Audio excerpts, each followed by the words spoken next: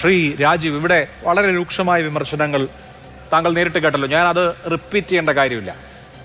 നമുക്കൊരു ജനാധിപത്യ പാരമ്പര്യമുണ്ട്.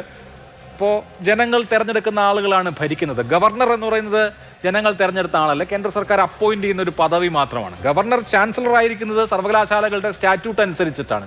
ഒരു ഭരണഘടനാ പദവിയാണ് ഗവർണർ എങ്കിൽ ചാൻസലർ എന്നുള്ളതൊരു സ്റ്റാറ്റ്യൂട്ടറി പദവിയാണ്. അപ്പോൾ ആ പദവിയിൽ ഇരിക്കുന്ന ഗവർണർമാർ, കഴിഞ്ഞ 2 ഗവർണർമാരെ മാറ്റി നിർത്തിയാൽ മറ്റാളുകൾ ആരും നിലവിലുള്ള സർക്കാരുകളുടെ ശുപാർശകളെ ഏതെങ്കിലും തരത്തിൽ അവഗണിക്കാറോ അതല്ലെങ്കിൽ അതിന് മുകളിൽ സ്വന്തം താല്പര്യം നടപ്പാക്കാറോ ഒന്നും ഉണ്ടായിരുന്നില്ല.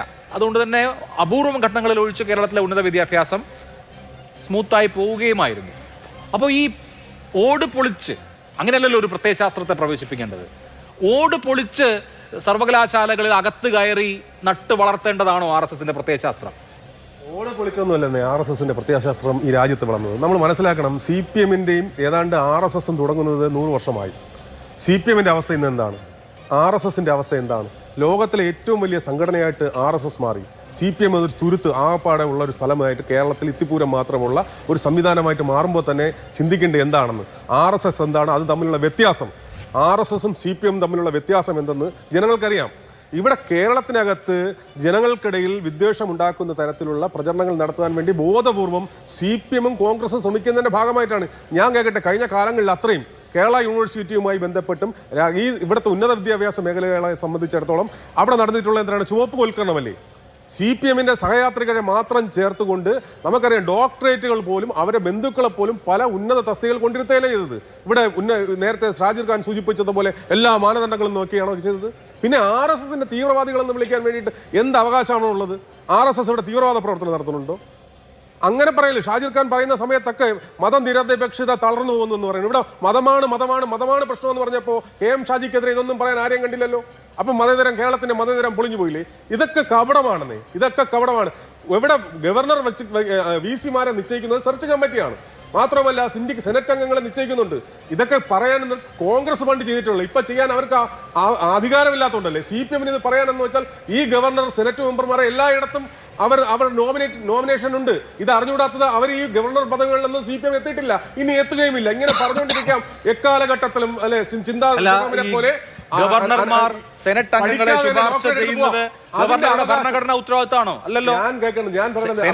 സെനറ്റ് അംഗങ്ങളെ തെരഞ്ഞെടുക്കാറുണ്ട്. അവരുടെ സെനറ്റ് അംഗങ്ങൾ അതാത് കോൺസ്റ്റിറ്റ്യുവൻസികളിൽ അതാത് മേഖലകളിൽ നിന്ന് സെനറ്റ് അംഗങ്ങളെ തെരഞ്ഞെടുക്കാറുണ്ട്. അല്ലാത്ത മേഖലകൾ എന്ന് പറഞ്ഞാൽ എമിനന്റ് പേഴ്സൺസിനെ വ്യത്യസ്ത മേഖലകളിൽ നിന്ന് ശുപാർശ ചെയ്യാറുണ്ട്. ഇതിപ്പോ ആ ജനാധിപത്യ കീഴ്വഴക്കം എല്ലാം മാറ്റിക്കൊണ്ട് സമ്പൂർണ്ണമായി രാഷ്ട്രീയ താല്പര്യം മാത്രം. എങ്കിൽ പിന്നെ കോടതി പോട്ടെ. ജനാധിപത്യ കോടതിയിൽ കുറെ പോകാറുണ്ടല്ലോ. കോടതിയിൽ പോട്ടെ. കോടതികൾ എന്താ പറയുന്നത്? ഇതെന്തെന്നറിയാമോ? ഗവർണറുടെ തന്നിഷ്ടം നടന്നോട്ടെ എന്ന് കോടതികൾ പറഞ്ഞു. ഉന്നത വിദ്യാഭ്യാസ മേഖലയും കേരളത്തിലെ വിദ്യാഭ്യാസ മേഖലയും ചിലർ ഇവിടെ കമ്മ്യൂണിസ്റ്റ് വൽക്കരണം നടത്തിക്കൊണ്ടിരിക്കുകയാണ്, ചുവപ്പുവൽക്കരണം നടത്തുകയാണ്. അവിടെ നടന്നിട്ടുള്ള കാര്യങ്ങൾ അഭിലാഷിനും അറിയാം, ഷാജിർ ഖാനും അറിയാം, എല്ലാവർക്കും അറിയാം. അതിൽ നിന്നും യൂണിവേഴ്സിറ്റികളെ മോചിപ്പിക്കണം, സ്വാഭാവികമാണത്.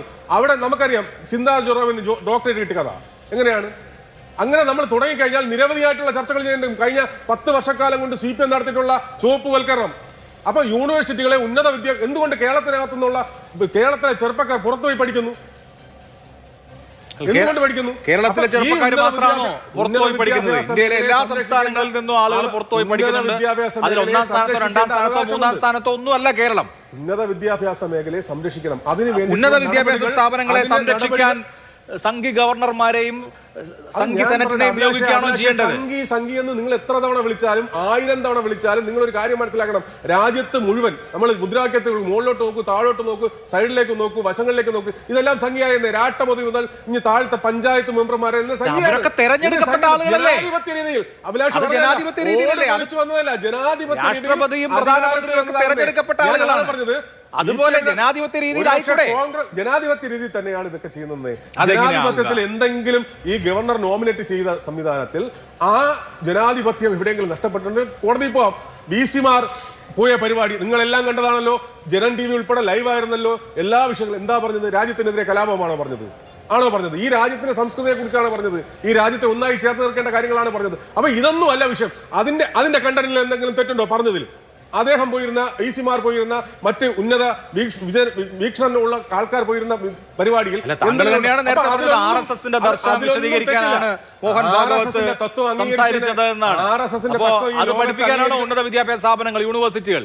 ഞാൻ കേൾക്കട്ടെ, RSSന്റെ തത്വമല്ലല്ലോ അടിച്ചേൽപ്പിക്കുന്നത്. ഞാൻ കേൾക്കട്ടെ, 4 പേര് സെനറ്റിൽ പോയാൽ മൊത്തം കാര്യങ്ങളും തീരുമാനിക്കുന്ന സെനറ്റ് മെമ്പർമാരാണ്. അവരാണോ മൊത്തം മാറ്റിയെഴുതുന്നത്? വിദ്യാഭ്യാസം മൊത്തം മാറ്റിയെഴുതുന്നത് അവരാണ്. അപ്പൊ ഇതാണ് തുടക്കം എന്ന് വെച്ചാൽ കേരളത്തിൽ തുടങ്ങി 3 പേരായി. കേരളത്തിലും തുടങ്ങി 3 പേരായി. അത് നാളെ ചിലപ്പോൾ അധികാരത്തിലേക്ക് വരുമ്പോഴേ അപ്പോഴും ഞാൻ എനിക്ക് അഭിലാഷം, ഞാനും ഒരു സ്വയംസേനാണ്, ഞാൻ സംഖ്യയാണ്. അധികാരത്തിൽ ജനങ്ങൾ തെരഞ്ഞെടുത്താൽ അധികാര സ്ഥാനത്തേക്ക് അതിന്റെ വിഷയം വരാം. ഒരു തത്വ സംഹിതയെ ജനങ്ങൾ അംഗീകരിക്കുകയാണ്. ജനങ്ങൾ അംഗീകരിക്കുന്നു, ജനങ്ങൾ അതിനോടൊപ്പം ചേർന്നു. അതാണ് നേരത്തെ സൂചിപ്പിച്ച CPM കൊണ്ടുവന്ന, CPM പാനലിൽ വന്ന CPM സഹയാത്രികനായിട്ടുള്ള VC പോലും ഈ പരിപാടിക്ക് പോയിട്ടുണ്ടെങ്കിൽ അത് അരുൺകുമാറാണ് പരിശോധിക്കേണ്ടത്. ശരി, അല്ല അതാ ഞാൻ അദ്ദേഹത്തോട് ചോദിക്കാം.